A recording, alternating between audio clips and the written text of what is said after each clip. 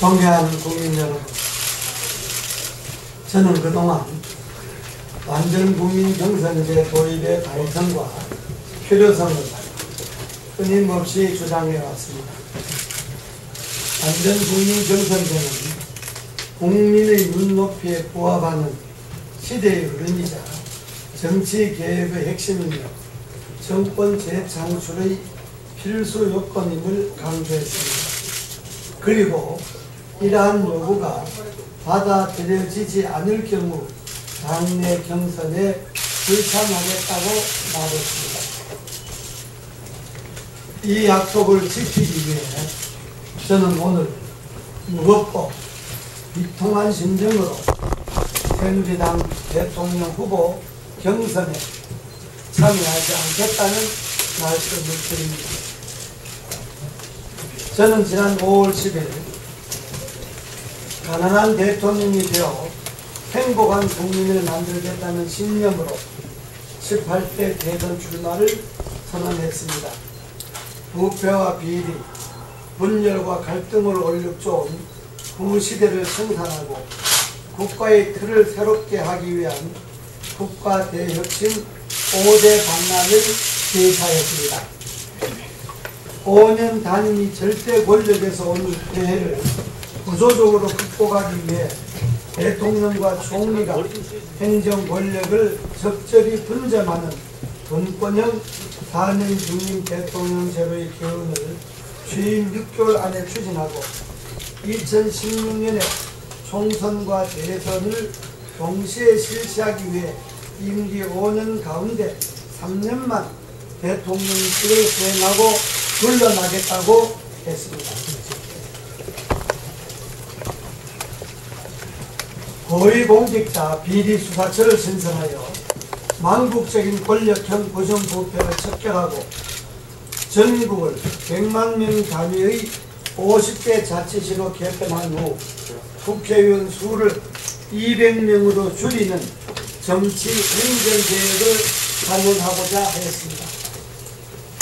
남북 대표부를 설치하여 한반도 평화의 기틀을 마련하고 나아가 남북이 하나가 되어 유라시아 대륙 40개국 60개 도시에 우리의 고속철도와 도시를 수출하여 경제적 문화적 영토를 넓히고자 했습니다. 그리고 공동체 시장 경제를 통해 천만 시장 약자들이 인간적인 삶을 보장해주고자 했습니다. 그 직후 저는 이러한 5가지 시대적 화두를 들고 서민들이 삶의 현장으로 달려갔습니다. 49박 50일 동안 전국 관광복복을 돌며 근생 탐방을 이어갔습니다. 땡볕아래 지구 반바퀴에 해당하는 21,200km를 달리며 약 55,000명의 각계각층의 시민들과 다양한 의견을 나누었습니다. 마을 회관에서 숙식을 해결하며 농어촌과 공단에서 생생한 정신의 목소리를 들었습니다. 이 과정에서 저는 국가대혁신 5대 방안에 대한 시민들의 지지와 성원을 분명히 확인했습니다. 재래시장의 상인들, 농촌의 농민들, 중소기업 근로자들로부터 꼭 그렇게 되었으면 좋겠다는 많은 성원과 격려를 받았습니다. 이 자리를 빌어 진심으로 그분들께 감사의 인사를 드립니다. 사랑하는 국민 여러분, 지금 우리는 국내외적으로 매우 어려운 시기를 맞고 있습니다. 유럽발 경제 위기로 불안감이 커지고 있습니다. 소득은 2만 달러 시대로 한계에 달하는데 양극화와 중산층은 붕괴로 사회적 갈등과 위기감은 더욱 증폭되고 있습니다. 그래서 다음의 리더십은 소통하고 화합하는 리더십이 되어야 합니다. 분열이 아니라 조정과 화합으로 국민의 뜻을 하나로 모아낼 수 있는 리더십이 되어야 합니다. 국민 위에 군림하는 권위적인 리더십이 아니라 국민 속으로 들어가는 서민적인 리더십이 되어야 합니다. 약한 자, 없는 자, 못 사는 자의 아픔은 온몸으로 공감하고 인간적인 삶의 희망을 주는 리더십이 되어야 합니다. 지금까지 대통령은 늘 권력의 정점에 있었습니다. 청와대는 가까이 하기 어려운 외딴 성이었습니다. 그래서 대통령과 측근들이 말로는 늘 고독하고 불행했습니다. 이제는 대통령의 집무실을 청와대에서 정보종합청사로 옮겨야 합니다. 가끔은 대통령도 지하철을 타고 자전거를 타야 합니다.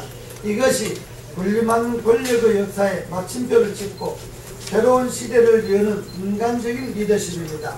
이것이 시대의 요구이자 새로운 시대의 정신입니다. 존경하는 국민 여러분, 저는 그동안 완전국민 경선제 도입이 왜 정당하고 왜 중요하며 왜 필요한 것인지 당에 끊임없이 설명하고 주문했습니다. 도라단역을 끝으로 민생 탐방을 마친 후 지리산 자락에서 숙고의 시간도 가졌습니다. 그럼에도 경선 불참을 선언해야 하는 지금의 제 심정은 참담하기 짝이었습니다. 그러나 저는 어떤 것을 문제 삼아 누구를 탓하지 않겠습니다. 개인보다는 당을 먼저 생각하면서 우리 당이 개인이 눈높이가 아니라 국민이 눈높이에 맞는 당이 되어 당원을 넘어 국민 모두로부터 사랑받는 당이 될 수 있도록 최선을 다할 것입니다.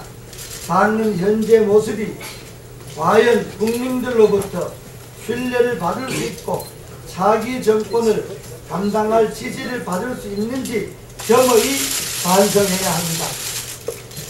사랑하는 국민 여러분, 저는 지금까지 비바람을 맞으며 들판에서 치열하게 살아왔습니다. 척박한 땅에서 들꽃으로 피어나 들꽃으로 지는 것이 제 인생이라고 생각해 왔습니다. 광부의 아들로 태어나 소장농의 아들로 살았습니다. 민주화를 위해 10여 년 동안 감옥살이를 해야 했고 부당한 정치 권력을 바로잡고자 온몸으로 맞섰습니다. 국민권익위원장으로서 나라 안에 쌓인 국민들이 억울한 민원을 해결하기도 했고 특임 장관으로서 이 나라 정치 발전에 무엇이 문제인지를 성찰하기도 했으며 국가가 어떻게 운영되어야 국민이 행복할 수 있는지 고뇌의 나라를 보내기도 했습니다. 이런 바탕 위에서 저는 세상의 눈으로 나를 보고 사람의 향기가 나는 리더십으로 조국의 미래를 일구겠다고 다짐해 왔습니다. 가난한 대통령, 옆집 아저씨 같은 대통령, 열심히 일하는 대통령의 모습을 그렸습니다. 권력의 시대를 마감하고 진정한 인간의 시대를 열기를 열망했습니다. 그래서 대통령이 되고자 했습니다. 저 이재호가 열망한 정의와 민주의 꿈은 흔들리지 않을 것입니다. 저 이재호가 품은 청렴과 공평의 꿈은 결코 꺾이지 않을 것입니다. 대선 예비후보 이재호가 제시한 가난한 대통령, 행복한 국민은 반드시 실현될 것입니다. 이것이 제가 오늘 옷깃을 여미고 국민 여러분과 함께 시대와 마주하는 이유입니다. 들꽃처럼 강인하고 당당하게 정치인 이재호의 길을 갈 것입니다. 감사합니다. 사랑합니다. 앞에 나와, 앞에 나와. 이상 회장 낭독을 마쳤습니다.